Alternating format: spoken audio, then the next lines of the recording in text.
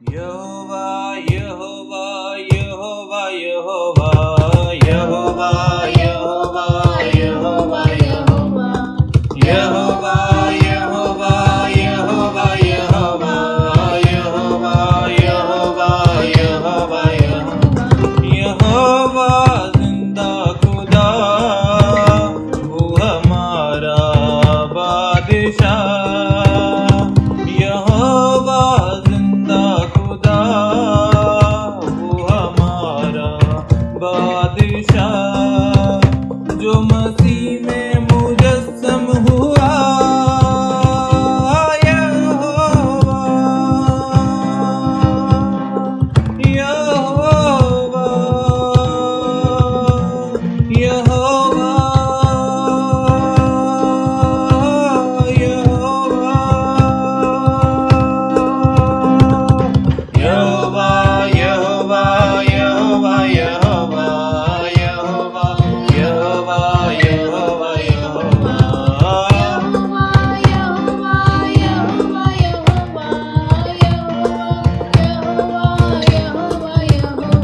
यहोवा शमा भी तू जो रहता साथ साथ। यहोवा शमा भी तू जो रहता साथ साथ। यहोवा ला भी तू मेरा चौपा साथ साथ। यहोवा चौपा साथ साथ। जो भी मांगेंगे वही मिल जाएगा, जो भी ढूंढेंगे वही पाएंगे। जो भी मांगेंगे वही मिल जाएगा, जो भी ढूंढेंगे वही पाएंगे। खटखटाए तो खुल जाएगा।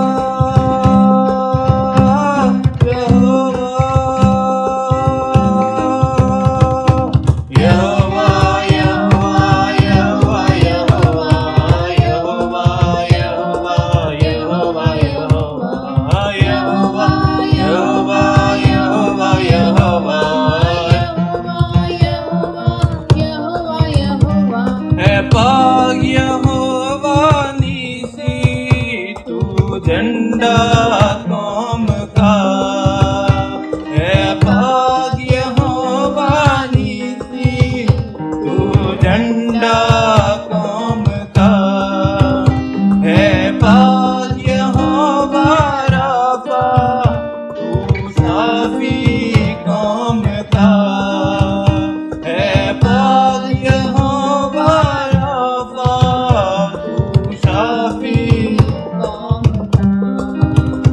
तेरे पीछे चले और शक ना करे, बल्कि रखे ईमान मसीह मेहरबान। तेरे पीछे चले और शक ना करे, बल्कि रखे ईमान मसीह मेहरबान। जो भी चाहे वो हो जाएगा।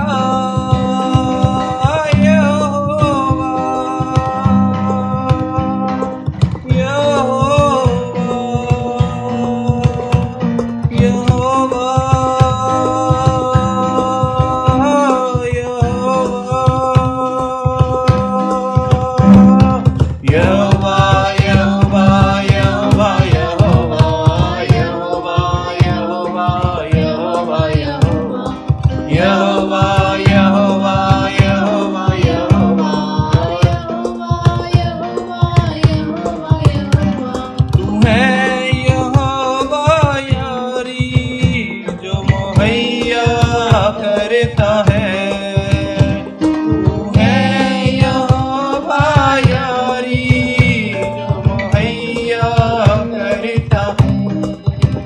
तू है यहोवा शालूम, जो तसल्ली देता है। तू है यहोवा शालूम।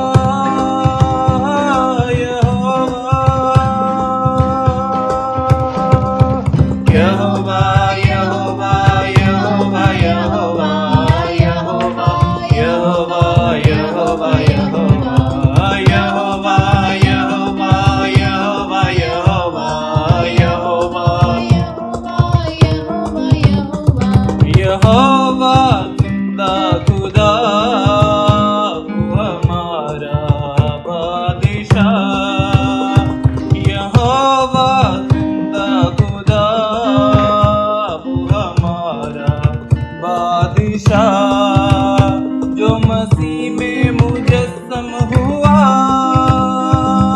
यहोवा, यहोवा,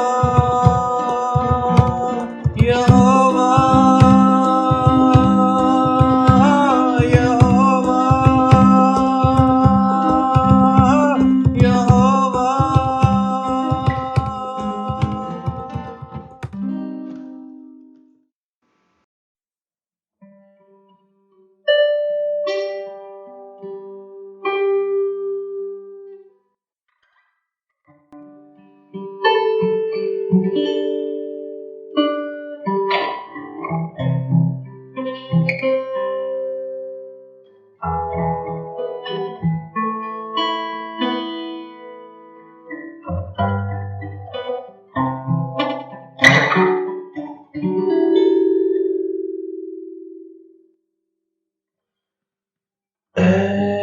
हमारे बाप तू जो आसमां पे है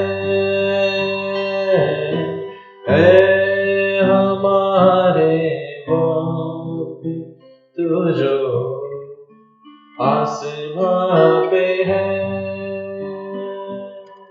तेरा नाम पाक माना जाए और तेरी बादशाहत आए, तेरा नाम पाक माना जाए और तेरी बादशाहत आए, तेरी मर्जी ज़मीन पे हो पूरी जैसी आसमां पे है हमारे बाप तू जो आसमां पे है हमारे बाप तू जो आसमां पे है।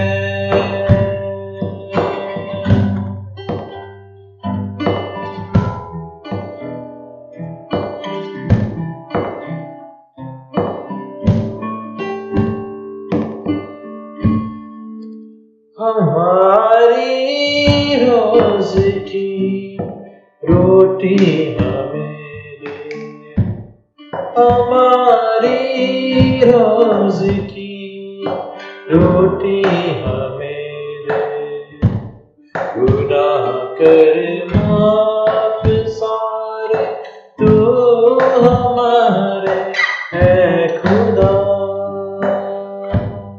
गुनाह कर माफ सारे तू हमारे है खुदा। हमने भी अपने गुनाहगारों को अब माफ किया, हमने भी अपने गुनाहगारों को अब माफ किया, आज़माइश में ना, आज़माइश में ना हमको बुरा दिल से बचा, हमारे बाप तू जो आसमां पे है हमारे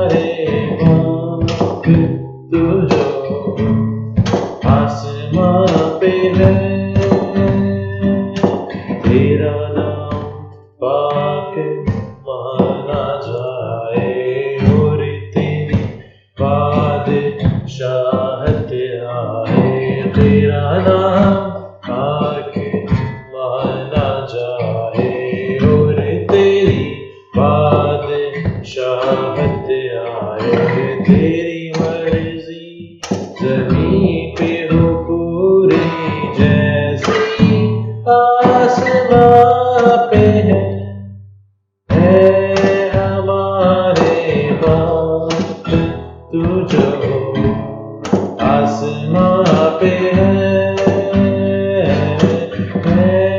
हमारे बाप तू जो आसमां पे है हमारे बाप तू जो आसमां पे है।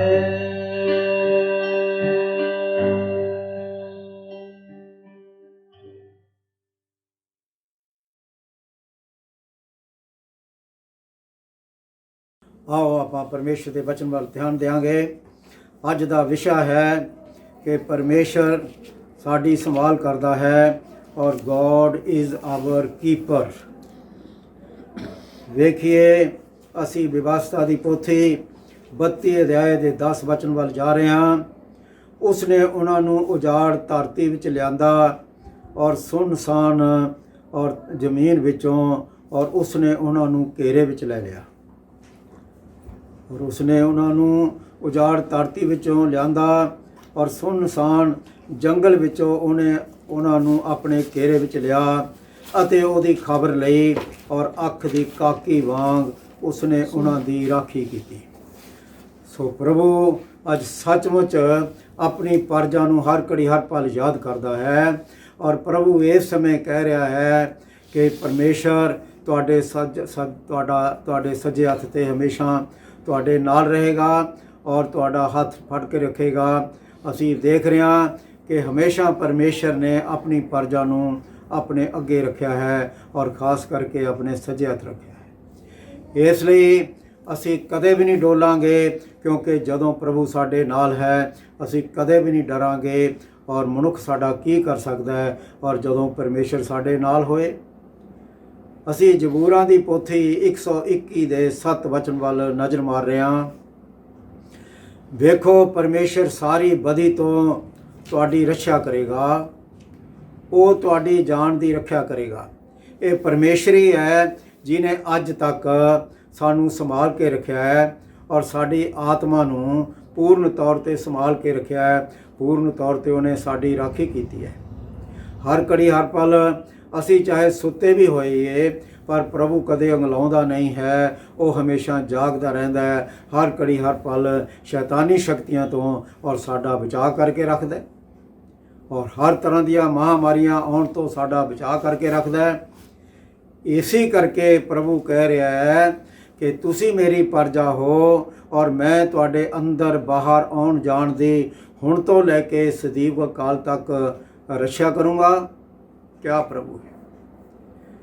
ਇੰਨਾ ਪਿਆਰ ਪ੍ਰਭੂ ਕਰਦਾ ਹੈ ਜਿਵੇਂ ਮਾਂ ਆਪਣੇ ਬੱਚੇ ਨੂੰ ਇੱਕ ਸਮੇਂ 'ਤੇ ਇੱਕ ਗੱਲ ਦੇ ਉੱਤੇ ਉਹਦੀ ਰਾਖੀ ਕਰਦੀ ਹੈ, ਸੰਭਾਲ ਕਰਦੀ ਹੈ, ਉਹਦੇ ਖਾਣ ਪੀਣ ਪਹਿਨਣ ਦੀ ਰਾਖੀ ਕਰਦੀ ਹੈ ਔਰ ਹਰ ਤਰੀਕੇ ਦੇ ਨਾਲ।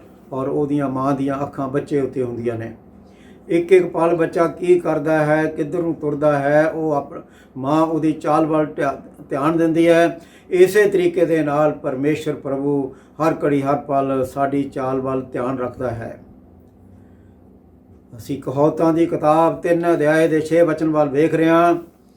ਆਪਣੇ ਸਾਰੇ ਰਾਹਾਂ ਵਿੱਚ ਉਸ ਨੂੰ ਪਛਾਣ, ਉਹ ਤੇਰੇ ਮਾਰਗਾਂ ਨੂੰ ਸਿੱਧਾ ਕਰੇਗਾ। ਔਰ ਹਰ ਘੜੀ ਹਰ ਪਲ ਜਿਵੇਂ ਪ੍ਰਭੂ ਦੀਆਂ ਅੱਖਾਂ ਸਾਡੇ 'ਤੇ ਨੇ, ਇਸੇ ਤਰ੍ਹਾਂ ਸਾਡੀਆਂ ਅੱਖਾਂ ਵੀ ਹਮੇਸ਼ਾ ਪ੍ਰਭੂ ਦੇ ਰਸਤਿਆਂ ਦੇ ਉੱਤੇ ਚੱਲਣ ਲਈ ਲੱਗੀਆਂ ਰਹਿਣ, ਕਿਉਂਕਿ ਇੱਧਰ ਉੱਧਰ ਭੜਕਣ ਵਾਲੇ ਰਾਹ ਤਾਂ ਸ਼ੈਤਾਨ ਦੇ ਨੇ। ਇੱਕੋ ਇੱਕ ਰਾਹ ਪ੍ਰਭੂ ਯਿਸੂ ਮਸੀਹ ਹੈ ਔਰ ਜਿਹੜਾ ਇੱਕ ਸਿੱਧਾ ਸਵਰਗ ਨੂੰ ਲਿਜਾਣ ਵਾਲਾ ਹੈ। ਸਾਡੇ ਲਈ ਉਹੀ ਮਾਰਗ ਹੈ ਔਰ ਸਾਡੇ ਲਈ ਉਹੀ ਸੇਧ ਤੇ ਸੱਚਾਈ ਸੇਧ ਦੇਣ ਵਾਲਾ ਪ੍ਰਭੂ ਹੈ। ਉਹੀ ਸਾਡੇ 'ਤੇ ਸੱਚਾਈ ਅਤੇ ਸੱਚ ਨੂੰ ਪ੍ਰਗਟ ਕਰਨ ਵਾਲਾ ਪ੍ਰਭੂ ਹੈ। ਉਹਦੇ ਤੋਂ ਬਿਨਾਂ ਤਾਂ ਅਸੀਂ ਇੱਕ ਪਲ ਵੀ ਇੱਧਰ ਉੱਧਰ ਨਹੀਂ ਜਾ ਸਕਦੇ, ਕਿਉਂਕਿ ਅਸੀਂ ਤਾਂ ਉਸ ਦੀ ਗੁਲਾਮੀ ਵਿੱਚ ਹਾਂ। ਹੁਣ ਅਸੀਂ ਮਨੁੱਖਾਂ ਦੇ ਗੁਲਾਮ ਨਹੀਂ ਹਾਂ, ਹੁਣ ਤਾਂ ਅਸੀਂ ਪਰਮੇਸ਼ਰ ਦੇ ਗੁਲਾਮ ਹਾਂ ਔਰ ਜੋ ਪਰਮੇਸ਼ਰ ਕਹਿੰਦਾ ਉਹੀ ਬੋਲਦੇ ਹਾਂ, ਜੋ ਪਰਮੇਸ਼ਰ ਕਹਿੰਦਾ ਉਹੀ ਅਸੀਂ ਕਰਦੇ ਹਾਂ। ਸੋ ਅਸੀਂ ਇਹ ਵੇਖ ਰਹੇ ਹਾਂ ਕਿ ਪਰਮੇਸ਼ਰ ਜਾਣਦਾ ਹੈ ਕਿ ਆਦਮੀ ਦਾ ਰਾਹ ਉਹਦੇ ਵੱਸ ਵਿੱਚ ਨਹੀਂ ਹੈ। ਮਨੁੱਖ ਦੇ ਰਾਹ ਮਨੁੱਖ ਦੇ ਵੱਸ ਵਿੱਚ ਨਹੀਂ ਹਨ ਕਿ ਉਹ ਆਪਣੀ ਮਰਜ਼ੀ ਦੇ ਨਾਲ ਆਪਣੇ ਕਦਮਾਂ ਨੂੰ ਕਿਤੇ ਕਾਇਮ ਕਰ ਰੱਖੇ।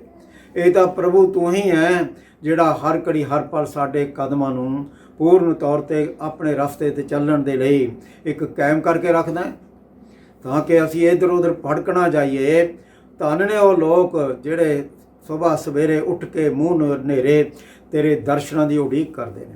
ਸੱਚਮੁੱਚ ਉਸੇ ਤਰ੍ਹਾਂ ਉਡੀਕ ਕਰਦੇ ਨੇ ਜਿਵੇਂ ਅਸੀਂ ਦੇਖ ਰਹੇ ਹਾਂ ਇੱਕ ਪਪੀਹਾ ਨਾਂ ਦਾ ਇੱਕ ਪੰਛੀ ਹੈ, ਉਹ ਹਰ ਸਮੇਂ ਪਰਮੇਸ਼ਰ ਨੂੰ ਪੁਕਾਰਦਾ ਹੈ ਕਿ ਆਕਾਸ਼ ਤੋਂ ਮੀਂਹ ਪਵੇ ਤੇ ਉਹਦੇ ਮੂੰਹ ਦੇ ਵਿੱਚ ਪਾਣੀ ਦੀ ਬੂੰਦ ਗਿਰੇ। ਤੇ ਸੱਚਮੁੱਚ ਅਸੀਂ ਤਾਂ ਪ੍ਰਭੂ ਹਰ ਘੜੀ ਹਰ ਪਲ ਤੇਰੇ ਦਰਸ਼ਨਾਂ ਦੇ ਹੀ ਪਿਆਸੇ ਹਾਂ, ਤੇਰੀ ਆਵਾਜ਼ ਸੁਣਨ ਦੇ ਲਈ ਹੀ ਪਿਆਸੇ ਹਾਂ। ਸੋ ਆਓ ਅਸੀਂ ਇਹ ਵੇਖੀਏ ਪਰਮੇਸ਼ਰ ਦੇ ਵਚਨ ਵੱਲ। ਯਸ਼ਾਯਾਹ 27 ਦਾ 3 ਵਚਨ, ਮੈਂ ਯਹੋਵਾ ਉਹਦਾ ਰਾਖਾ ਹਾਂ, ਮੈਂ ਉਸ ਨੂੰ ਹਰਦਮ ਸਿੰਜਦਾ ਰਹਾਂਗਾ। ਮੈਂ ਉਹਦਾ ਰਾਖਾ ਹਾਂ, ਮੈਂ ਹਰ ਸਮੇਂ ਔਰ ਉਹਨੂੰ ਸਿੰਜਦਾ ਰਹਾਂਗਾ ਅਤੇ ਕੋਈ ਉਹਦਾ ਨੁਕਸਾਨ ਨਾ ਕਰੇਗਾ। ਮੈਂ ਰਾਤ ਦਿਨ ਉਹਦੀ ਰਾਖੀ ਕਰੂੰਗਾ। ਔਰ ਇਸ ਤੋਂ ਵਧੀਆ ਕੋਈ ਹੋਰ ਪਰਮੇਸ਼ਰ ਪ੍ਰਭੂ ਸੰਸਾਰ ਤੇ ਨਹੀਂ ਹੈ ਤੇ ਨਾ ਹੋ ਸਕਦਾ, ਜਿਹੜਾ ਹਰ ਘੜੀ ਹਰ ਪਲ ਤੁਹਾਡੇ ਨੂੰ ਵਿਸ਼ਵਾਸ ਹਰ ਘੜੀ ਹਰ ਪਲ ਦਿਵਾਉਂਦਾ ਹੈ। ਔਰ ਇਕੱਲਾ ਵਿਸ਼ਵਾਸ ਹੀ ਨਹੀਂ ਦਿਵਾਉਂਦਾ, ਉਹ ਕਰਦਾ ਵੀ ਹੈ। ਔਰ ਜਿਵੇਂ ਅਸੀਂ ਵੇਖ ਰਹੇ ਹਾਂ ਕਿ ਮਾਲੀ ਬਾਗ ਨੂੰ ਸਿੰਜਦਾ ਹੈ, ਉਹਦੀ ਗੋਡੀ ਕਰਦਾ ਹੈ, ਉਹਦੇ 'ਚ ਪੱਥਰ ਗੀਟੇ ਕੱਢਦਾ ਹੈ, ਇਸੇ ਤਰ੍ਹਾਂ ਪਰਮੇਸ਼ਰ ਸਾਡੇ ਜੀਵਨ ਦੇ ਵਿੱਚ ਵੀ ਹਰ ਤਰ੍ਹਾਂ ਦੇ ਔਰ ਪਾਪ ਤੇ ਬੁਰਾਈਆਂ ਰੂਪੀ ਔਰ ਪੱਥਰਾਂ ਨੂੰ ਕੱਢ ਕੇ ਪਰੇ ਸੁੱਟ ਦਿੰਦਾ ਹੈ। ਔਰ ਹਰ ਘੜੀ ਹਰ ਪਲ ਪਵਿੱਤਰ ਆਤਮਾ ਦੀਆਂ ਜਲ ਧਾਰਾਵਾਂ ਦੇ ਨਾਲ ਸਾਨੂੰ ਸਿੰਜਦਾ ਰਹਿੰਦਾ ਹੈ। ਜਿਵੇਂ ਮਾਲੀ ਔਰ ਇੱਕ ਬਾਗ ਨੂੰ ਪਾਣੀ ਦਿੰਦਾ ਹੈ ਤੇ ਉਹ ਹਰਿਆ ਭਰਿਆ ਰਹਿੰਦਾ ਹੈ, ਔਰ ਰੁੱਤ ਸਿਰ ਉਹ ਮਾਲੀ ਨੂੰ ਤੇ ਮਾਲਕ ਨੂੰ ਫਲ ਦਿੰਦਾ ਹੈ। ਇਸੇ ਤਰ੍ਹਾਂ ਪ੍ਰਭੂ ਤੂੰ ਵੀ ਸਾਡੀ ਰਾਖੀ ਕਰਦਾ ਹੈ ਹਰ ਸ਼ੈਤਾਨੀ ਸ਼ਕਤੀਆਂ ਤੋਂ, ਔਰ ਦਿਨ ਰਾਤ ਰਾਖੀ ਕਰਦਾ ਹੈ ਕਿ ਸਾਡਾ ਕੋਈ ਬਾਲ ਵੀ ਵਿੰਗਾ ਨਾ ਹੋਏ। ਇਹ ਤੁਹਾਡਾ ਵਚਨ ਹੈ ਕਿ ਕਿਸੇ ਗੱਲ ਦੀ ਚਿੰਤਾ ਨਾ ਕਰੋ, ਮੈਂ ਤੁਹਾਡੇ ਸਿਰ ਦੇ ਬਾਲ ਗਿਣੇ ਹੋਏ ਨੇ। ਸੋ ਪ੍ਰਭੂ ਤੂੰ ਸੱਚਮੁੱਚ ਪ੍ਰਭੂਆਂ ਦਾ ਪ੍ਰਭੂ ਹੈ। ਇੰਨਾ ਪਿਆਰ ਤਾਂ ਅਸੀਂ ਕਿਸੇ ਤੋਂ ਦੇਖਿਆ ਹੀ ਨਹੀਂ ਹੈ। ਸੋ ਇਸੇ ਤਰੀਕੇ ਦੇ ਨਾਲ ਅਸੀਂ ਵੇਖ ਰਹੇ ਹਾਂ ਕਿ ਪਰਮੇਸ਼ਰ ਆਪਣੀ ਪਰਜਾ ਦੇ ਬਕੀਏ ਦੇ ਲਈ ਸੁਹੱਪਣ ਦਾ ਮੁਕਟ ਹੈ, ਉਹ ਸੁੰਦਰਤਾ ਦਾ ਹਾਰ ਹੋਏਗਾ। ਔਰ ਇਹ ਬਚਨ ਯਸ਼ਾਯਾਹ 28 ਅਧਿਆਏ ਦਾ 5 ਵਚਨ ਹੈ। ਯਸ਼ਾਯਾਹ ਆਪਣੀ ਪਰਜਾ ਦੇ ਬਕੀਏ ਦੇ ਲਈ ਸੁਹੱਪਣ ਦਾ ਮੁਕਟ, ਇੱਕ ਸੁੰਦਰਤਾ ਦਾ ਇੱਕ ਹਾਰ ਹੋਏਗਾ। ਪਰ ਜਿਹਨੂੰ ਅਸੀਂ ਇੱਕ ਪਰਮੇਸ਼ਰ ਨੂੰ ਹਰ ਘੜੀ ਹਰ ਪਲ ਆਪਣੇ ਲੜ ਬਣ ਕੇ ਰੱਖਦੇ ਹਾਂ, ਉਹਦਾ ਸੁੰਦਰਤਾ ਦਾ ਹਾਰ ਕੀ ਹੈ? ਜਿਹੜੇ ਉਹਦੇ ਬਚਨ ਨੇ ਅਸੀਂ ਆਪਣੇ ਗਲ ਦੇ ਨਾਲ ਬੰਨ੍ਹ ਕੇ ਰੱਖਦੇ ਹਾਂ, ਔਰ ਇਹੀ ਉਹਦਾ ਸੁੰਦਰਤਾ ਦਾ ਹਾਰ ਹੈ, ਜਿਹੜੇ ਹਰ ਘੜੀ ਹਰ ਪਲ ਸਾਨੂੰ ਪੂਰਨ ਤੌਰ ਤੇ ਤਾਜ਼ਾ ਰੱਖਦੇ ਨੇ। ਔਰ ਉਹਦੇ ਬਚਨ ਹੀ ਨੇ ਔਰ ਜਿਹੜੇ ਸਾਡੀ ਸੁੰਦਰਤਾ ਨੂੰ ਵਧਾਉਂਦੇ ਨੇ। ਔਰ ਪਰਮੇਸ਼ਰ ਉਹਨਾਂ ਨੂੰ ਕਿੰਨਾ ਪਿਆਰ ਕਰਦਾ ਹੈ ਜਿਹੜੇ ਉਹਦੇ ਹੁਕਮਾਂ ਦੀ ਪਾਲਣਾ ਕਰਦੇ ਨੇ ਔਰ ਉਹਦੇ ਬਚਨਾਂ ਦੀ ਪਾਲਣਾ ਕਰਕੇ ਮੰਨ ਕੇ ਪੂਰਾ ਕਰਦੇ ਨੇ। ਸੋ ਪਰਮੇਸ਼ਰ ਸੁਹੱਪਣ ਦਾ ਮੁਕਟ ਉਹਨਾਂ ਦੇ ਸਿਰ ਤੇ ਪਹਿਨਾਉਂਦਾ ਹੈ। ਇਹ ਅਸਲੀ ਮੁਕਟ ਤਾਂ ਉਹਦੀ ਮੁਕਤੀ ਦਾ ਮੁਕਟ ਹੈ, ਔਰ ਪਰਮੇਸ਼ਰ ਦੇ ਪਿੱਛੇ ਚੱਲਣ ਦੇ ਅਨੁਸਾਰ। ਔਰ ਹੁਣ ਤੱਕ ਜਾਨਾ ਚਿਰ ਸਾਹ ਸਤ ਹੈ, ਅਸੀਂ ਪ੍ਰਭੂ ਯਿਸੂ ਦੇ ਰਸਤਿਆਂ ਤੇ ਚੱਲਾਂਗੇ ਤੇ ਚੱਲਦੇ ਰਹਾਂਗੇ। ਔਰ ਜੋ ਮੁਕਟ ਉਹਨੇ ਸਾਡੇ ਲਈ ਰੱਖਿਆ ਹੈ, ਔਰ ਅਸੀਂ ਉਹਦੇ ਕੋਲ ਜਾ ਕੇ ਉਸ ਮੁਕਟ ਨੂੰ ਜ਼ਰੂਰ ਪ੍ਰਾਪਤ ਕਰ ਲਵਾਂਗੇ।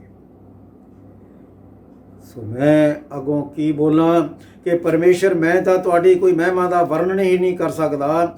ਜੋ ਕੁਝ ਤੁਹਾਡੇ ਕੋਲ ਹੈ ਉਹ ਤੁਸੀਂ ਸਾਡੇ ਲਈ ਰੱਖਿਆ ਹੈ, ਚਾਹੇ ਆਕਾਸ਼ ਹੈ ਚਾਹੇ ਧਰਤੀ ਹੈ, ਜੋ ਆਕਾਸ਼ ਵਿੱਚ ਹੈ ਚਾਹੇ ਧਰਤੀ ਵਿੱਚ ਹੈ।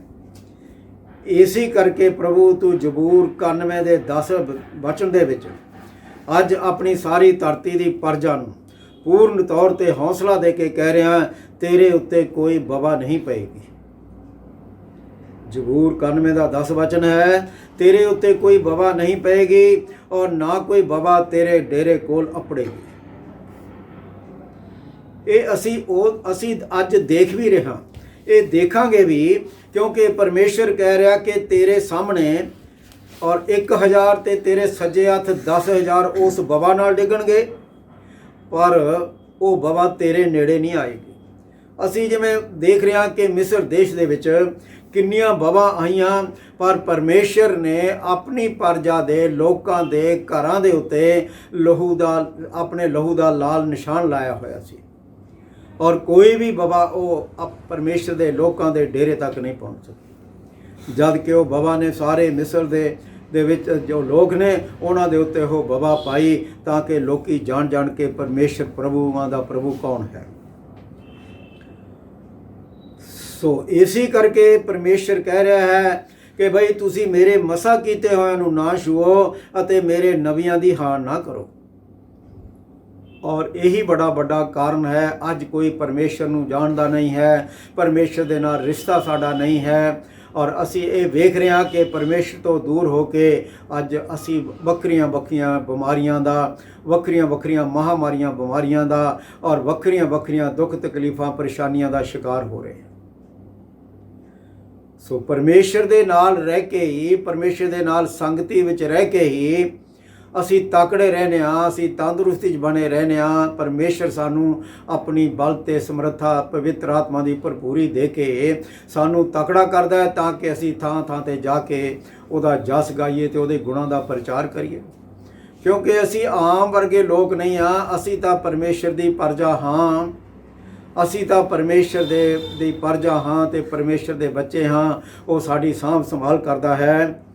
ਹੁਣ ਆਓ ਅਸੀਂ ਵੇਖੀਏ ਜ਼ਬੂਰ 103 ਦਾ 17-18 ਵਚਨ। ਯਹੋਵਾ ਦੀ ਦਇਆ ਆਦ ਤੋਂ ਅੰਤ ਤੀਕ ਆਪਣੇ ਡਰਨ ਵਾਲਿਆਂ ਉੱਤੇ ਹੈ, ਅਤੇ ਉਹਦਾ ਧਰਮ ਪੋਤਿਆਂ ਪੁੱਤ ਤੀਕ ਹੈ। ਯਹੋਵਾ ਦੀ ਦਇਆ ਆਦ ਤੋਂ ਅੰਤ ਤੀਕ ਆਪਣੇ ਡਰਨ ਵਾਲਿਆਂ ਉੱਤੇ ਹੈ, ਅਤੇ ਉਹਦਾ ਧਰਮ ਪੁੱਤ ਪੋਤਿਆਂ ਤੀਕ ਹੈ। ਉਹਦਾ ਧਰਮ ਕੀ ਹੈ? ਅੱਜ ਅਸੀਂ ਇਸ ਗੱਲ ਨੂੰ ਬੜੀ ਗੌਰ ਨਾਲ ਸਮਝੀਏ। ਉਹਦੇ ਉੱਤੇ ਪਰਮੇਸ਼ਰ ਦਾ ਧਰਮ ਪ੍ਰਗਟ ਕਰਦਾ ਹੈ, ਜਿਹੜਾ ਪਰਮੇਸ਼ਰ ਨੇ ਬੁਲਾਇਆ, ਠਹਿਰਾਇਆ ਤੇ ਸੱਦਿਆ ਤੇ ਚੁਣਿਆ ਹੋਇਆ ਹੈ। ਔਰ ਉਹ ਆਪਣੇ ਧਰਮ ਨੂੰ ਕਿਵੇਂ ਪ੍ਰਗਟ ਕਰਦਾ ਹੈ, ਉਹ ਵੇਖ ਰਿਹਾ ਹੈ। ਜਿਵੇਂ ਉਹਨੇ ਆਪਣੇ ਸੰਤਾਂ ਦੀ ਚੋਣ ਕੀਤੀ, ਪਰਮੇਸ਼ਰ ਪਹਿਲਾਂ ਹੀ ਜਾਣਦਾ ਸੀ ਕਿ ਮੇਰੇ ਲੋਕ ਨੇ, ਮੇਰੀ ਪ੍ਰਜਾ ਨੂੰ ਦੀ ਚਰਵਾਹੀ ਕਰਨ ਵਾਲੇ ਲੋਕ ਨੇ। ਧੀਰਜੀ, ਹਲੀਮੀ, ਦੀਨਤਾ, ਪ੍ਰੇਮ, ਪਿਆਰ, ਸਭ ਤੋਂ ਵੱਡੀ ਗੱਲ ਹੈ ਅਸੀਂ ਇੱਕ ਦੂਜੇ ਨੂੰ ਅਸੀਂ ਪਿਆਰ ਕਰੀਏ, ਲੇਕਿਨ ਪੂਰੇ ਗਿਆਨ, ਸਾਂਝ, ਬੁੱਧੀ, ਜਾਣ ਦੇ ਨਾਲ ਸਭ ਤੋਂ ਵੱਧ ਅਸੀਂ ਪਰਮੇਸ਼ਰ ਨੂੰ ਪਿਆਰ ਕਰੀਏ।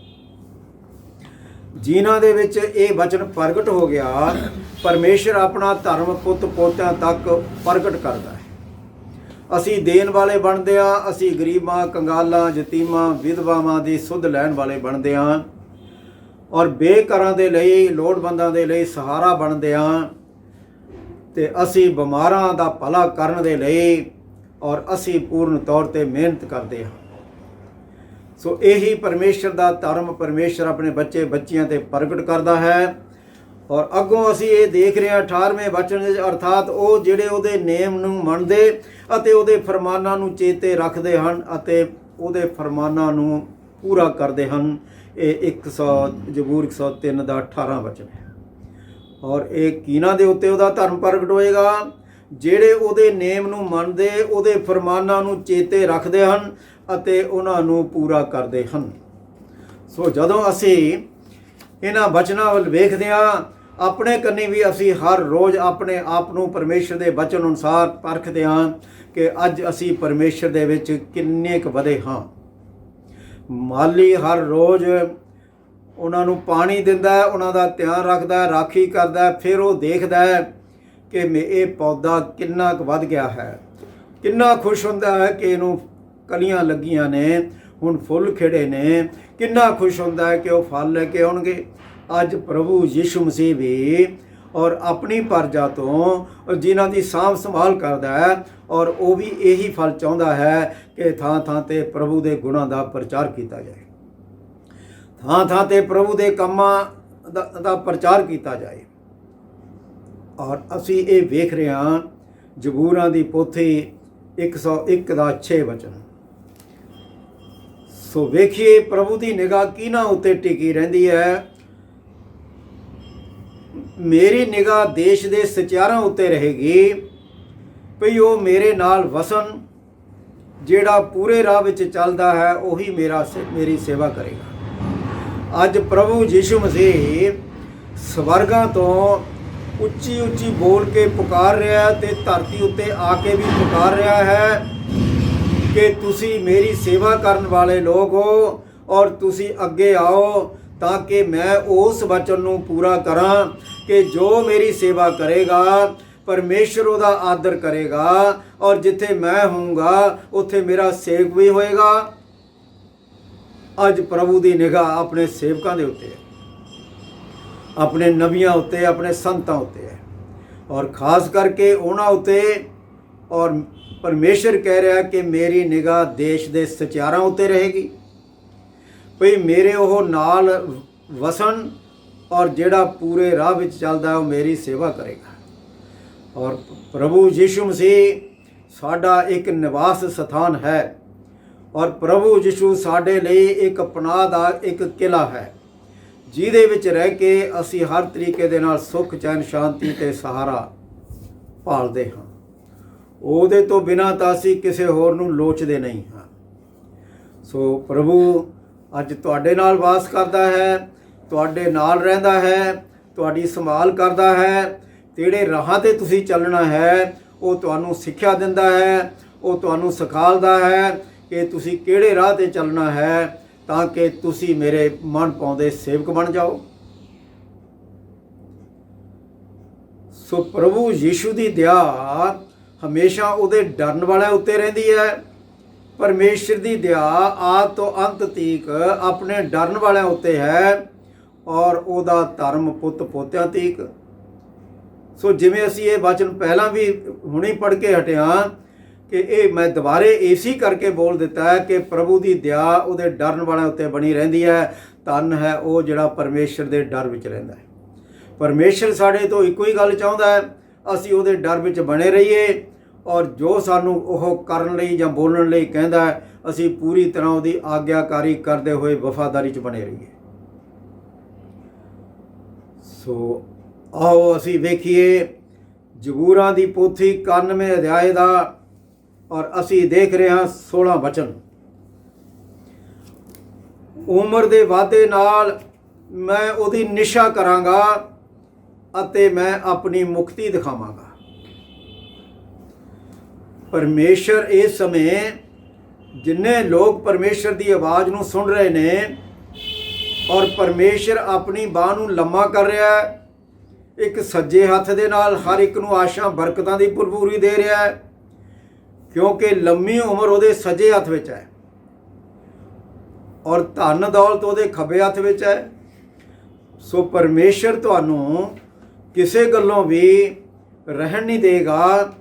ਤੁਹਾਨੂੰ ਆਪਣੇ ਬੱਚੇ ਬੱਚੀਆਂ ਬਣਾ ਕੇ ਆਪਣੀ ਮਲਕੀਅਤ ਦਾ ਵਾਰਸ ਬਣਾ ਕੇ ਜੋ ਕੁਝ ਧਰਤੀ ਉੱਤੇ ਹੈ, ਜੋ ਆਕਾਸ਼ ਉੱਤੇ ਹੈ ਔਰ ਤੁਹਾਨੂੰ ਆਪਣਾ ਹਿੱਸਾ ਬਣਾ ਰਿਹਾ ਹੈ। ਤੁਸੀਂ ਉਹਦਾ ਹਿੱਸਾ ਹੋ, ਉਹਦੇ ਸਰੀਰ ਦਾ ਹਿੱਸਾ ਹੋ। ਸੋ ਇਸੇ ਕਰਕੇ ਪ੍ਰਭੂ ਯੀਸ਼ੂ ਮਸੀਹ ਤੁਹਾਨੂੰ ਕਹਿ ਰਿਹਾ ਹੈ ਕਿ ਮੈਂ ਦੁੱਖ ਵਿੱਚ ਤੁਹਾਡੇ ਹਰ ਘੜੀ ਹਰ ਪਲ ਅੰਗ ਸੰਗ ਰਹੂੰਗਾ, ਮੈਂ ਤੁਹਾਨੂੰ ਕਦੇ ਨਹੀਂ ਛੱਡੂੰਗਾ, ਮੈਂ ਤੁਹਾਨੂੰ ਆਦਰ ਦੇਵਾਂਗਾ। ਇਸ ਤੋਂ ਵੱਧ ਆਦਰ ਹੋਰ ਕੀ ਹੋ ਸਕਦਾ ਹੈ ਕਿ ਸਵੇਰ ਸਵੇਰੇ ਮੂੰਹ ਨੇਰੇ ਉਹ ਤੁਹਾਨੂੰ ਜਦੋਂ ਉਹਦੀ ਹਜ਼ੂਰੀ 'ਚ ਬੈਠੇ ਹੁੰਦੇ ਹੋ, ਉਹਦੇ ਦਰਸ਼ਨਾਂ ਦੀ ਲੋਚਨਾ ਵਿੱਚ ਬੈਠੇ ਹੁੰਦੇ ਹੋ ਔਰ ਉਹ ਤੁਹਾਨੂੰ ਮਿਲਣ ਆਉਂਦਾ ਹੈ ਔਰ ਤੁਹਾਡੇ ਨਾਲ ਬੈਠ ਕੇ ਗੱਲਾਂ ਬਾਤਾਂ ਕਰਦਾ ਹੈ। ਉਹ ਕਿਹੜੀਆਂ ਗੱਲਾਂ ਬਾਤਾਂ ਕਰਦਾ ਹੈ? ਜਿਹਦੇ ਨਾਲ ਤੁਹਾਡੀ ਆਤਮਿਕ ਤਰੱਕੀ ਹੋਵੇ, ਤੁਸੀਂ ਉਹਦੇ ਧਰਮ ਦੇ ਵਿੱਚ ਦਿਨ ਪ੍ਰਤੀ ਦਿਨ ਵਧਦੇ ਜਾਓ ਔਰ ਤਾਂ ਕਿ ਉਹ ਤੁਹਾਡੀ ਉਮਰ ਲੰਮੀ ਕਰਕੇ ਇੱਕ ਅਨੰਤ ਜੀਵਨ ਦੇ ਕੇ ਉਹ ਤੁਹਾਨੂੰ ਮੁਕਤੀ ਦਿਖਾਵੇ ਤੇ ਤੁਹਾਨੂੰ ਵਿਸ਼ਵਾਸ ਆ ਜਾਏਗਾ ਕਿ ਹੁਣ ਸਾਨੂੰ ਮੁਕਤੀ ਮਿਲ ਗਈ ਹੈ। ਉਮਰ ਦੇ ਵਾਧੇ ਨਾਲ ਮੈਂ ਉਹਦੀ ਨਿਸ਼ਾ ਕਰਾਂਗਾ ਤੇ ਆਪਣੀ ਮੁਕਤੀ ਦਿਖਾਵਾਂਗਾ। ਸੋ ਆਓ ਅਸੀਂ ਹੁਣ ਵੇਖੀਏ ਜ਼ਬੂਰ 102 ਦਾ 28 ਵਚਨ। ਤੇਰੇ ਦਾਸਾਂ ਦੀ ਅੰਸ ਬਚੀ ਰਹੇਗੀ ਅਤੇ ਉਹਨਾਂ ਦੀ ਨਸਲ ਤੇਰੇ ਸਨਮੁਖ ਕਾਇਮ ਰਹੇਗੀ। ਐਦੋਂ ਵੱਡਾ ਵਿਸ਼ਵਾਸ ਪ੍ਰਭੂ ਹੋਰ ਕੀ ਸਾਨੂੰ ਦਿਵਾ ਸਕਦਾ? ਅਸੀਂ ਜਾਣਦੇ ਹਾਂ ਕਿ ਪਹਿਲਾਂ ਤੂੰ ਬਚ, ਫਿਰ ਤੇਰਾ ਘਰਾਣਾ ਬਚਾਇਆ ਜਾਏਗਾ। ਔਰ ਨਾਲ ਫਿਰ ਤੁਹਾਨੂੰ ਇਹ ਬੋਲ ਕੇ ਕਹਿ ਰਿਹਾ ਹੈ ਕਿ ਮੈਂ ਤੁਹਾਡੀ ਅੰਸ਼ ਨੂੰ ਆਕਾਸ਼ ਦੇ ਤਾਰਿਆਂ ਜਿੰਨੀ ਵਧਾਊਂਗਾ, ਸਮੁੰਦਰ ਦੇ ਕਿਨਾਰੇ ਪਏ ਰੇਤ ਦੇ ਕਣਾਂ ਜਿੰਨੀ ਵਧਾਊਂਗਾ। ਜਿਵੇਂ ਉਹਨੇ ਇਹ ਵਚਨ ਵਾਅਦਾ ਅਬਰਾਹਮ ਨੂੰ ਦਿੱਤਾ, ਅਸੀਂ ਵੀ ਉਹਦੀ ਅੰਸ਼ ਵਿੱਚੋਂ ਹਾਂ।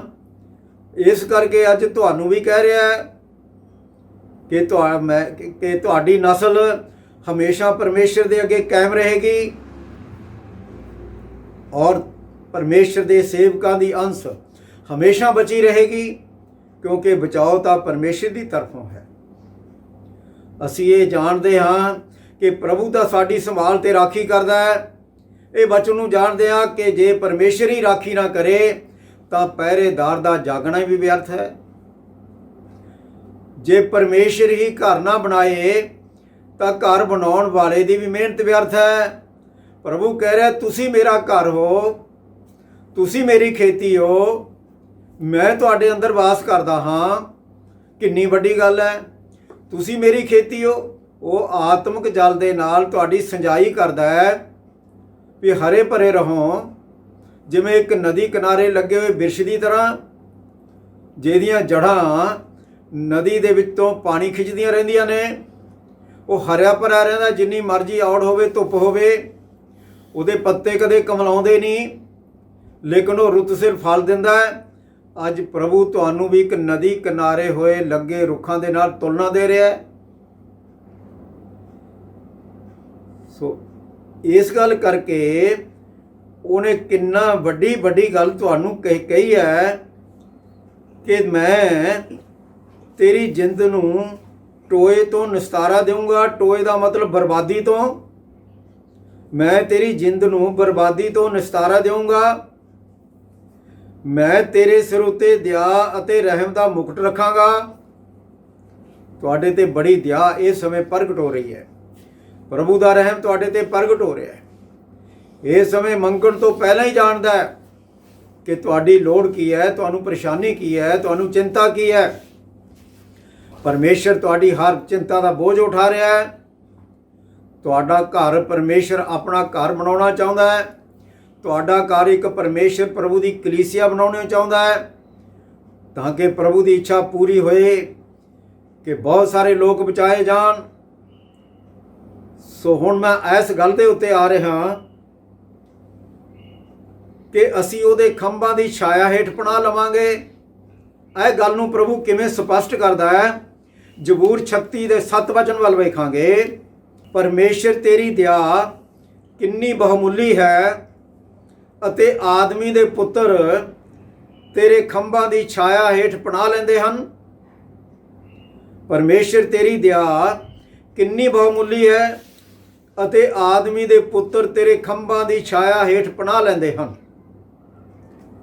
ਅੱਜ ਅਸੀਂ ਇਹ ਵੇਖ ਰਹੇ ਹਾਂ ਜਿਵੇਂ ਮੁਰਗੀ ਆਪਣੇ ਚੂਚਿਆਂ ਨੂੰ ਪਰਾਂ ਥੱਲੇ ਸੰਭਾਲਦੀ ਹੈ ਔਰ ਉਕਾਬ ਕਿਵੇਂ ਆਪਣੇ ਪਰਾਂ ਦੇ ਨਾਲ ਉਡਾ ਕੇ ਆਪਣੇ ਬੱਚਿਆਂ ਦੀ ਸੰਭਾਲ ਕਰਦਾ ਹੈ। ਤੇ ਸੱਚਮੁੱਚ ਇੱਕ ਉਕਾਬ ਦੀ ਤਰ੍ਹਾਂ ਤੁਸੀਂ ਉਡਾਰੀਆਂ ਮਾਰਨ ਵਾਲੇ ਮੁੜ ਕੇ ਜਵਾਨ ਹੋ ਰਹੇ ਹੋ,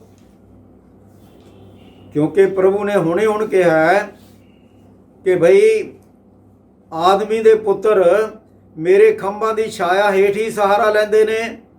ਇਹ ਤਾਂ ਪ੍ਰਭੂ ਦੀ ਛਤਰ ਛਾਇਆ ਹੈ, ਜਿਹੜਾ ਹਰ ਘੜੀ ਹਰ ਪਲ ਆਪਣਾ ਡੇਰਾ ਸਾਡੇ ਉੱਤੇ ਤਾਣ ਕੇ ਰੱਖਦਾ ਹੈ। ਉਹਦਾ ਡੇਰਾ ਹਮੇਸ਼ਾ ਸਾਡੇ ਤੇ ਬਣਿਆ ਰਹਿੰਦਾ ਹੈ। ਇਹਦਾ ਸਪਸ਼ਟੀਕਰਨ ਜ਼ਬੂਰ 91 ਦੇ 4 ਵਚਨ 'ਚ ਪ੍ਰਭੂ ਕਹਿ ਰਿਹਾ ਹੈ। ਜ਼ਬੂਰ 91 ਦੇ 4 ਵਚਨ 'ਚ ਕੀ ਕਹਿ ਰਿਹਾ ਹੈ? ਉਹ ਆਪਣੇ ਖੰਭਾਂ ਦੇ ਨਾਲ ਤੈਨੂੰ ਢੱਕ ਲਏਗਾ ਅਤੇ ਉਹਦੇ ਪਰਾਂ ਹੇਠ ਤੂੰ ਪਨਾਹ ਲਵੇਂਗਾ। ਉਹ ਆਪਣੇ ਖੰਭਾਂ ਨਾਲ ਤੈਨੂੰ ਢੱਕ ਲਏਗਾ ਅਤੇ ਉਹਦੇ ਪਰਾਂ ਹੇਠ ਤੂੰ ਪਨਾਹ ਲਏਗਾ ਅਤੇ ਉਹਦੀ ਸਚਾਈ ਇੱਕ ਢਾਲ ਅਤੇ ਫਰੀ ਹੈ। ਉਹਦਾ ਬਚਨ ਹੀ ਸਚਾਈ ਹੈ ਜਿਹੜੀ ਤੁਹਾਡੀ ਰਾਖੀ ਕਰਦਾ ਹੈ। ਇਹ ਬਚਨ ਹੀ ਤੁਹਾਡੀ ਰਾਖੀ ਕਰਦਾ ਹੈ। ਉਹ ਬਚਨ ਸ਼ਬਦ ਹੀ ਪਰਮੇਸ਼ਰ ਪ੍ਰਭੂ ਹੈ। ਔਰ ਇਸੇ ਤਰ੍ਹਾਂ ਉਹ ਆਪਣੇ ਖੰਭਾਂ ਦੇ ਨਾਲ ਤੁਹਾਨੂੰ ਢੱਕ ਕੇ ਰੱਖਦਾ ਹੈ, ਤੁਹਾਨੂੰ ਆਪਣੇ ਦੂਤਾਂ ਦੇ ਪਹਿਰੇ ਲਗਾ ਕੇ ਰੱਖਦਾ ਹੈ। ਉਹ ਇੰਨੀ ਤੁਹਾਡੀ ਸੰਭਾਲ ਕਰਦਾ, ਇੰਨੀ ਰਾਖੀ ਕਰਦਾ ਹੈ, ਜਿਵੇਂ ਇੱਕ ਕਿਸਾਨ ਆਪਣੇ ਖੇਤਾਂ ਦੇ ਦੁਆਲੇ 4 ਚੁਫੇਰੇ ਦੀਵਾਰ ਜਾਂ ਬਾੜ ਬਣਾ ਕੇ ਰੱਖਦਾ ਹੈ ਕਿ ਤਾਂ ਕਿ ਕੋਈ ਬਾਹਰੋਂ ਆ ਕੇ ਉਹਦੀ ਫਸਲ ਦਾ ਨੁਕਸਾਨ ਨਾ ਕਰੇ। ਉਹ ਸੱਚਮੁੱਚ ਅਸੀਂ ਜ਼ਬੂਰ 91 ਦਾ ਜਿਵੇਂ 4 ਵਚਨ ਦੇਖਦੇ ਹਾਂ, ਅਸੀਂ ਇਸੇ ਤਰ੍ਹਾਂ ਦੇਖਦੇ ਹਾਂ ਕਿ ਉਹ ਤਾਂ ਆਪਣੇ ਦੂਤਾਂ ਨੂੰ ਤੇਰੇ ਲਈ ਹੁਕਮ ਦੇਗਾ ਵੀ ਉਹ ਤੇਰੇ ਸਾਰੇ ਰਾਹਾਂ ਵਿੱਚ ਤੇਰੀ ਰਾਖੀ ਕਰਨ। ਇਹ ਜ਼ਬੂਰ 91 ਦੇ 4 ਤੇ 11 ਵਚਨ 'ਚ ਅਸੀਂ ਇਹ ਦੇਖਿਆ ਹੈ ਕਿ ਉਹ ਆਪਣੇ ਦੂਤਾਂ ਨੂੰ ਤੇਰੇ ਲਈ ਹੁਕਮ ਦੇਵੇਗਾ ਵੀ ਤੇਰੇ ਸਾਰੇ ਰਾਹਾਂ ਵਿੱਚ ਤੇਰੀ ਰਾਖੀ ਕਰਨ, ਔਰ ਤੁਹਾਨੂੰ ਉਹ ਆਪਣੇ ਖੰਭਾਂ ਥਲੇ ਸੰਭਾਲ ਕੇ ਰੱਖੇ। ਆਪਣੇ ਦੂਤਾਂ ਦੀ ਬਾੜ ਤੁਹਾਡੇ ਆਲੇ ਦੁਆਲੇ ਲਾ ਕੇ ਰੱਖਦਾ ਹੈ। ਜਿੱਥੇ ਵੀ ਜਾਓ ਉਹਦੇ ਦੂਤ ਤੁਹਾਡੀ ਰਾਖੀ ਕਰਦੇ ਨੇ, ਹਰ ਤਰ੍ਹਾਂ ਵਿਪਤਾ ਪਰੇਸ਼ਾਨੀ ਤੋਂ ਤੁਹਾਡੀ ਰਾਖੀ ਕਰਦੇ ਨੇ। ਸੋ ਪਰਮੇਸ਼ਰ, ਮੈਂ ਤੇਰੇ ਖੰਭਾਂ ਦੀ ਛਾਇਆ ਹੇਠ ਸ਼ਰਨ ਲਵਾਂਗਾ ਜਿੰਨਾ ਚਿਰ ਇਹ ਆਫਤਾਂ ਲੰਘ ਨਾ ਜਾਣ। ਅੱਜ ਦੁਨੀਆ ਤੇ ਬੜੀ ਭਾਰੀ ਪਰੇਸ਼ਾਨੀ ਬਣੀ ਹੈ। ਅੱਜ ਅਸੀਂ ਵੇਖ ਰਹੇ ਹਾਂ ਕਿਤੇ ਹੜ੍ਹ ਆ ਰਹੇ ਨੇ, ਕਿਤੇ ਭੂਚਾਲ ਆ ਰਹੇ ਨੇ, ਕਿਤੇ ਲੜਾਈਆਂ ਲੱਗੀਆਂ ਹੋਈਆਂ ਨੇ, ਕਿਤੇ ਮਹਾਮਾਰੀ ਫੈਲੀ ਹੋਈ ਹੈ। ਪਰ ਪਰਮੇਸ਼ਰ ਦਾ ਵਚਨ ਸਾਨੂੰ ਬੜਾ ਹੌਸਲਾ ਸਹਾਰਾ ਦਿੰਦਾ ਹੈ। ਕਿਵੇਂ ਕਿ ਪਰਮੇਸ਼ਰ ਦੀ ਦਇਆ ਸਾਡੇ ਤੇ ਬਣੀ ਰਹਿੰਦੀ ਹੈ, ਔਰ ਸਾਡੀ ਜਾਨ ਨੇ ਉਹਦੀ ਸ਼ਰਨ ਲਈ ਹੋਈ ਹੈ, ਉਹਦਾ ਸਹਾਰਾ ਲਿਆ ਹੋਇਆ ਹੈ, ਔਰ ਉਹਦੀ ਪਨਾਹ ਲਈ ਹੋਈ ਹੈ, ਉਹਦੀ ਓਟ ਲਈ ਹੋਈ ਹੈ। ਤੇ ਸੱਚਮੁੱਚ ਅਸੀਂ ਤਾਂ ਉਹਦੀ ਖੰਭਾਂ ਦੇ ਹੇਠਾਂ ਹੀ ਪੂਰਨ ਤੌਰ ਤੇ ਇਹ ਸ਼ਰਨ ਲਈ ਬੈਠਿਆਂ, ਜਦ ਤੱਕ ਇਹ ਮਹਾਮਾਰੀਆਂ ਬਿਮਾਰੀਆਂ ਲੰਘ ਨਾ ਜਾਣ। ਸੋ ਮੈਂ ਇਸ ਸਮੇਂ ਮੈਨੂੰ ਰੂਥ ਦੀ ਗੱਲ ਯਾਦ ਆ ਰਹੀ ਹੈ। ਆਓ ਅਸੀਂ 1-2 ਵਚਨ ਵਾਲਾ ਹੋਰ ਵੀ ਧਿਆਨ ਦਈਏ। ਦੇਖੀਏ ਰੂਥ ਦੀ ਕਿਤਾਬ 2 ਅਧਿਆਏ ਦਾ 12 ਵਚਨ ਕਿ ਕਿਹੜੇ ਤਰੀਕੇ ਦੇ ਨਾਲ ਬੋਆਜ਼ ਰੂਥ ਨੂੰ ਕਹਿ ਰਿਹਾ ਹੈ ਕਿ ਇਹਨਾਂ ਲੋਕਾਂ ਵਿੱਚ ਤੂੰ ਆਈ ਹੈ ਜਿਨ੍ਹਾਂ ਨੂੰ ਤੂੰ ਅੱਗੇ ਨਹੀਂ ਜਾਣਦੀ ਸੀ। ਪਰਮੇਸ਼ਰ ਤੇਰੇ ਕੰਮ ਦਾ ਵੱਟਾ ਦੇਵੇ। ਪਰਮੇਸ਼ਰ ਵੱਲੋਂ ਜਿਹਦੇ ਖੰਭਾਂ ਹੇਠ ਤੂੰ ਵਿਸ਼ਵਾਸ ਕਰਕੇ ਆਈ ਹੈ, ਉਹ ਤੈਨੂੰ ਪੂਰਾ ਵੱਟਾ ਦਿੱਤਾ ਜਾਵੇ। ਔਰ ਜਦ ਕਿ ਬੋਆਜ਼ ਨੇ ਰੂਥ ਨੂੰ ਇਹ ਵੀ ਕਿਹਾ ਸੀ ਕਿ ਵੀ ਮੈਂ ਤੇਰੀਆਂ ਸਾਰੀਆਂ ਗੱਲਾਂ ਨੂੰ ਜਾਣਦਾ, ਮੈਨੂੰ ਤੇਰੀ ਸਾਰੀ ਗੱਲਾਂ ਦੀ ਖਬਰ ਹੈ ਕਿ ਤੂੰ ਆਪਣੇ ਪਤੀ ਦੇ ਮਰਨ ਦੇ ਪਿੱਛੋਂ ਬਈ ਤੂੰ ਕਿਵੇਂ ਆਪਣੀ ਸੱਸ ਦੇ ਨਾਲ ਰਹਿ ਕੇ ਉਹਦੀ ਸੇਵਾ ਕੀਤੀ, ਕੀ ਖਾਣ ਦੀ, ਕੀ ਪਹਿਨਣ ਦੀ, ਕੀ ਪਹਿਨਣ ਦੀ, ਕੀ ਰਹਿਣ ਦੀ, ਕੀ ਸਹਿਣ ਦੀ। ਮੈਂ ਇਹ ਸਾਰੀਆਂ ਗੱਲਾਂ ਨੂੰ ਜਾਣਦਾ ਕਿ ਤੂੰ ਕਿਵੇਂ ਆਪਣੇ ਮਾਂ ਪਿਓ ਅਤੇ ਆਪਣੀ ਜਨਮ ਭੂਮੀ ਤੂੰ ਮੁਆਬ ਨੂੰ ਛੱਡ ਕੇ ਇਹਨਾਂ ਲੋਕਾਂ ਵਿੱਚ ਆਈ ਜਿਨ੍ਹਾਂ ਨੂੰ ਤੂੰ ਜਾਣਦੀ ਵੀ ਨਹੀਂ ਸੀ। ਪਰਮੇਸ਼ਰ ਤੈਨੂੰ ਇਹਦਾ ਵੱਟਾ ਦੇਗਾ। ਉਹਦਾ ਵੱਟਾ ਉਹਨੂੰ ਕੀ ਮਿਲਿਆ? ਅਸੀਂ ਇਹ ਵੇਖ ਰਹੇ ਹਾਂ ਕਿ ਬੋਆਜ਼ ਤੋਂ ਅਬੇਦ ਪੈਦਾ ਹੋਇਆ। ਬੋਆਜ਼ ਤੋਂ ਅਬੇਦ ਪੈਦਾ ਹੋਇਆ ਕਿਉਂਕਿ ਬੋਆਜ਼ ਜਿਹੜਾ ਹੈ ਉਹ ਰੂਥ ਦਾ ਪਤੀ ਬਣ ਗਿਆ। ਕਿੱਥੇ ਇੱਕ ਦੇਸ਼ ਨੂੰ ਛੱਡ ਕੇ ਉਹਦੀ ਸੱਸ ਦੂਜੇ ਦੇਸ਼ ਵਿੱਚ ਗਈ। ਜਦੋਂ ਪਤਾ ਲੱਗਿਆ ਵੀ ਉੱਥੋਂ ਕਾਲ ਹਟ ਗਿਆ, ਉਹ ਮੁੜ ਕੇ ਫੇਰ ਬੈਤਲਹਮ ਦੇ ਵਿੱਚ ਵਾਪਸ ਆਈ। ਸੋ ਜਦੋਂ ਵਾਪਸ ਆਈ, ਉਹਨਾਂ ਨੇ ਆਪਣੀ ਪ੍ਰਾਪਰਟੀ ਛਡਾਉਣੀ ਸੀ। ਛਡਾਉਣ ਵਾਲਾ ਬੋਆਜ਼ ਮਿਲ ਗਿਆ ਔਰ ਉਹ ਬੋਆਜ਼ ਨੇ ਉਹਨਾਂ ਦੀ ਪ੍ਰਾਪਰਟੀ ਛਡਾਈ ਤੇ ਬੋਆਜ਼ ਰੂਥ ਦਾ ਪਤੀ ਬਣ ਗਿਆ ਔਰ ਉਹਦੇ ਤੋਂ ਇੱਕ ਓਬੇਦ ਨੇ ਜਨਮ ਲਿਆ। ਬੋਆਜ਼ ਦੇ ਤੋਂ ਰੂਥ ਦੀ ਕੁੱਖੋਂ ਓਬੇਦ ਨੇ ਜਨਮ ਲਿਆ। ਓਬੇਦ ਤੋਂ ਜੱਸੀ ਨੇ ਜਨਮ ਲਿਆ। ਜੱਸੀ ਤੋਂ ਦਾਊਦ ਨੇ ਜਨਮ ਲਿਆ ਔਰ ਦਾਊਦ ਦੇ ਘਰਾਣੇ ਵਿੱਚੋਂ ਪ੍ਰਭੂ ਯਿਸੂ ਨੇ ਜਨਮ ਲਿਆ। ਔਰ ਅੱਜ ਪ੍ਰਭੂ ਤੁਹਾਨੂੰ ਕਹਿ ਰਿਹਾ ਹੈ ਕਿ ਤੁਸੀਂ ਇੱਕ ਨਵੀਆਂ ਇੱਕ ਜਵਾਨ ਭੇਡਾਂ ਬਣ ਕੇ ਨਵੇਂ ਬੱਚਿਆਂ ਨੂੰ ਜਨਮ ਦਿਓ ਔਰ ਉਹਨਾਂ ਦੀ ਪਾਲਣਾ ਪੋਸ਼ਣਾ ਕਰੋ ਔਰ ਤਾਂ ਕਿ ਪ੍ਰਭੂ ਦਾ ਡੇਰਾ ਸਾਰੇ ਸੰਸਾਰ ਤੇ ਖਿਲਰ ਜਾਏ। ਸੋ ਇਸੇ ਕਰਕੇ ਜੋ ਬੋਅਜ਼ ਨੇ ਕਿਹਾ ਸੀ ਕਿ ਪਰਮੇਸ਼ਰ ਤੈਨੂੰ ਇਹਦਾ ਪੂਰਾ ਵੱਟਾ ਦੇਵੇ ਔਰ ਉਸ ਨੂੰ ਜਿਹੋ ਜੀ ਕਰਨੀ ਤਿਹੋ ਜੀ ਭਰਨੀ, ਔਰ ਰੂਥ ਨੂੰ ਉਹਦਾ ਫਲ ਮਿਲ ਗਿਆ ਸੇਵਾ ਦਾ। ਔਰ ਮੈਂ ਆਖਰੀ ਵਚਨ ਵੱਲ ਜਾ ਰਿਹਾ। ਵੇਖੀਏ ਯਸ਼ਾਯਾ 30 ਦਾ 15 ਵਚਨ ਹੈ। ਪ੍ਰਭੂ ਯਹੋਵਾ ਇਜ਼ਰਾਈਲ ਦਾ ਪਵਿੱਤਰ ਪੁਰਖ ਇਉਂ ਆਖਦਾ ਹੈ ਕਿ ਮੁੜ ਆਉਣ ਵਿੱਚ ਅਤੇ ਚੈਨ ਵਿੱਚ ਤੁਹਾਡਾ ਬਚਾਅ ਹੋਏਗਾ ਔਰ ਸ਼ਾਂਤੀ ਅਤੇ ਭਰੋਸੇ ਵਿੱਚ ਤੁਹਾਡਾ ਬਲ ਹੋਏਗਾ। ਧੰਨ ਹੈ ਉਹ ਜਿਹਦਾ ਭਰੋਸਾ ਪਰਮੇਸ਼ਰ ਹੈ ਔਰ ਜਿਹਦੇ ਤੇ ਪਰਮੇਸ਼ਰ ਦਾ ਭਰੋਸਾ ਹੈ, ਉਹਨੂੰ ਪਰਮੇਸ਼ਰ ਧੰਨ ਆਖਦਾ ਹੈ ਔਰ ਉਹਦੇ ਜੀਵਨ ਵਿੱਚ ਹਮੇਸ਼ਾ ਸ਼ਾਂਤੀ ਬਣੀ ਰਹਿੰਦੀ ਹੈ। ਉਹਦੇ ਵਿੱਚ ਹਮੇਸ਼ਾ ਪਰਮੇਸ਼ਰ ਆਪਣੀ ਬਲ ਤੇ ਸਮਰੱਥਾ ਨੂੰ ਪ੍ਰਗਟ ਕਰਦਾ ਹੈ ਔਰ ਉਹਦੇ ਜੀਵਨ ਦੇ ਵਿੱਚ ਹੀ ਪਰਮੇਸ਼ਰ ਆਪਣੇ ਆਪ ਨੂੰ ਪ੍ਰਗਟ ਕਰਕੇ ਬਹੁਤ ਸਾਰੇ ਲੋਕਾਂ ਨੂੰ ਆਪਣੇ ਘਰਾਣੇ ਵਿੱਚ ਬਚਾ ਕੇ ਲੈ ਕੇ ਆਉਂਦਾ ਹੈ। ਸੋ ਇਸ ਕਾਰਨ ਕਰਕੇ ਅੱਜ ਪਰਮੇਸ਼ਰ ਆਖਦਾ ਹੈ ਕਿ ਜਿਹੜੇ ਲੋਕ ਅਜੇ ਵੀ ਕੁਝ ਪਿੱਛਾ ਮੁੜ ਗਏ, ਉਹਨਾਂ ਨੂੰ ਇਹੀ ਗੱਲ ਕਹਿ ਰਿਹਾ ਕਿ ਮੁੜ ਆਉਣ ਵਿੱਚ ਹੀ ਭਲਾ ਹੈ। ਮੁੜ ਆਉਣ ਵਿੱਚ ਹੀ ਤੁਹਾਨੂੰ ਸ਼ਾਂਤੀ ਮਿਲੇਗੀ, ਆਰਾਮ ਮਿਲੇਗਾ, ਚੈਨ ਮਿਲੇਗਾ। ਅਸਲੀ ਆਰਾਮ, ਚੈਨ, ਸ਼ਾਂਤੀ ਤਾਂ ਸਾਨੂੰ ਪ੍ਰਭੂ ਯੀਸ਼ੂ ਦੇ ਕੋਲ ਜਾ ਕੇ ਸਵਰਗ 'ਚ ਹੀ ਮਿਲੇਗਾ। ਹਾਲੇਲੂਇਆ, ਆਮੀਨ। ਸੋ ਆਓ ਆਪਾਂ ਪ੍ਰਾਰਥਨਾ ਵੱਲ ਜਾਈਏ। ਸੋ ਪ੍ਰਾਰਥਨਾ ਵੱਲ ਜਾਣ ਤੋਂ ਪਹਿਲਾਂ ਅਸੀਂ ਵੇਖੀਏ ਕਿ ਪਰਮੇਸ਼ਰ ਨੇ ਸਾਨੂੰ ਜੋ ਕੁਝ ਦਿੱਤਾ ਹੈ ਅਸੀਂ ਮਨ ਦੇ ਨਾਲ ਪਰਮੇਸ਼ਰ ਨੂੰ ਦਿੰਦੇ ਹਾਂ। ਪਰਮੇਸ਼ਰ 100 ਗੁਣਾ 1000 ਗੁਣਾ ਕਰਕੇ ਤੁਹਾਡੇ ਪੱਲੇ ਪਾਉਂਦਾ ਹੈ। ਹਾਲੇਲੂਇਆ। ਪਿਤਾ ਪਰਮੇਸ਼ਰ, ਪਵਿੱਤਰ ਆਤਮਾ ਪ੍ਰਭੂ, ਤੁਹਾਡਾ ਲੱਖ ਲੱਖ ਸ਼ੁਕਰ ਹੈ।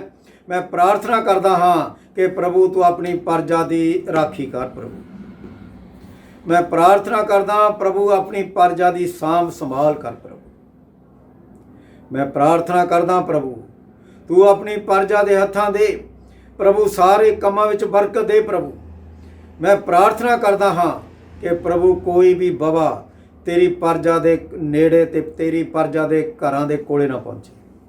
ਮੈਂ ਪ੍ਰਭੂ ਪ੍ਰਾਰਥਨਾ ਕਰਦਾ ਐ ਪ੍ਰਭੂ ਤੇਰਾ ਧਰਮ ਤੇਰੀ ਪਰਜਾ ਉੱਤੇ ਬਣਿਆ ਰਹੇ। ਮੈਂ ਪ੍ਰਾਰਥਨਾ ਕਰਦਾ ਪ੍ਰਭੂ ਤੇਰੀ ਪਰਜਾ ਸਦਾ ਤੇਰੇ ਖੰਭਾਂ ਦੀ ਛਾਇਆ ਹੇਠ ਪਨਾਹ ਲੈਂਦੀ ਰਹੇ। ਤੁਹਾਡਾ ਧੰਨਵਾਦ ਤਾਰੀ ਪਿਤਾ ਪਰਮੇਸ਼ਰ, ਪਿਤਰ ਆਤਮਾ, ਤੁਹਾਡਾ ਧੰਨਵਾਦ ਤਾਰੀ ਪ੍ਰਭੂ ਜੀ। ਤੁਹਾਡਾ ਲੱਖ ਲੱਖ ਸ਼ੁਕਰ ਹੈ ਪ੍ਰਭੂ, ਤੁਹਾਡਾ ਧੰਨਵਾਦ ਤਾਰੀ ਪ੍ਰਭੂ, ਤੁਹਾਡਾ ਧੰਨਵਾਦ ਤਾਰੀ ਪਿਤਾ ਪਰਮੇਸ਼ਰ, ਪਿਤਰ ਆਤਮਾ ਪ੍ਰਭੂ, ਤੁਹਾਡਾ ਧੰਨਵਾਦ ਤਾਰੀ ਪ੍ਰਭੂ ਯੀਸ਼ੂ। ਤੁਹਾਡੀ ਕਿਰਪਾ ਪਿਤਾ ਪਰਮੇਸ਼ਰ, ਤੁਹਾਡਾ ਪਿਆਰ, ਪਵਿੱਤਰ ਆਤਮਾ ਤੁਹਾਡੀ ਸੰਗਤੀ ਹਮੇਸ਼ਾ ਹਮੇਸ਼ਾ ਲਈ ਤੁਹਾਡੀ ਆਮਦ ਤੱਕ ਹਰ ਇੱਕ ਦੇ ਜੀਵਨ 'ਚ ਬਣੇ ਰਹਿਣ। ਯੀਸ਼ੂ ਦੇ ਨਾਂ 'ਚ ਮੰਗਦਾ, ਆਮੀਨ। ਸਾਰਿਆਂ ਨੂੰ ਜੈ ਮਸੀਹ ਦੀ ਪ੍ਰੇਜ਼ ਦਾ।